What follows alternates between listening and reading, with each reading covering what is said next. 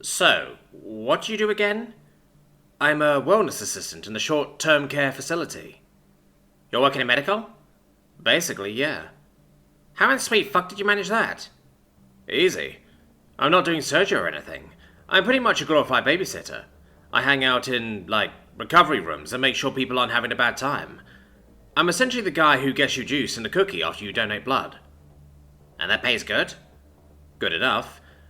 There's a ton of different Xenos on the station, so I need to either remember, or be able to quickly look up how to help any and everyone at pretty short notice. A lot of staff cycle through because they can't keep up.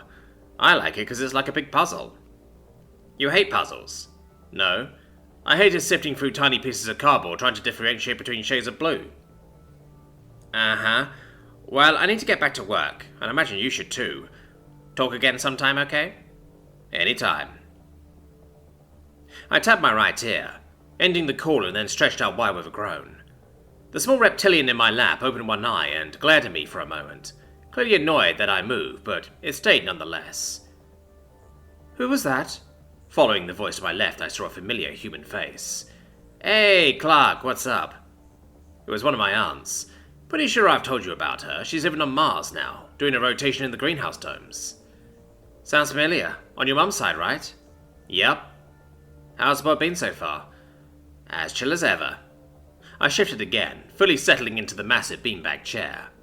This time the small reptile chirped to me and crawled up my chest. Easy little guy, I'm good now, not going anywhere.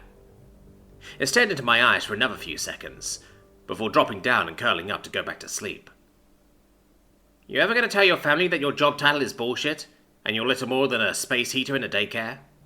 Would you? I chuckled, trying to minimize movement or suffer the small Xeno's wrath again before looking around at the half a dozen small creatures crowding around me. My sister thinks this hilarious. Well, everyone I'm related to would say this is a toxic environment and that I'm being used. Either that, or that it's not real work since I'm not building or breaking anything. So no, I'll keep lying for my teeth. He shrugged at that and dragged a cushion over to me to sit down. He was immediately approached by a small mob, similar mine. Excuse me? Translated speech came through my earpiece, as a Xeno incapable of speaking English entered the room. Are either of you hemodonors? It was holding a small containment cell with a leech-like creature in it. I raised my left arm and rolled up my sleeve at the same time. The Xeno rushed over, held the cell to my arm and opened it. In a flash of movement, the leech launched itself forward and bit into my flesh. I flinched at the sharp pain and kept my arm tense. This one was smaller than I'd donated for in the past. That, on top of how rough it was, meant it was probably young, and hopefully wouldn't need too much.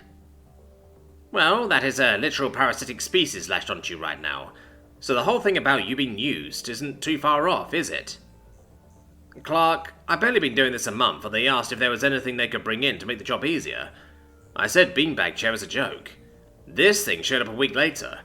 I couldn't care less if all this place sees in me as a self-heating blood bag.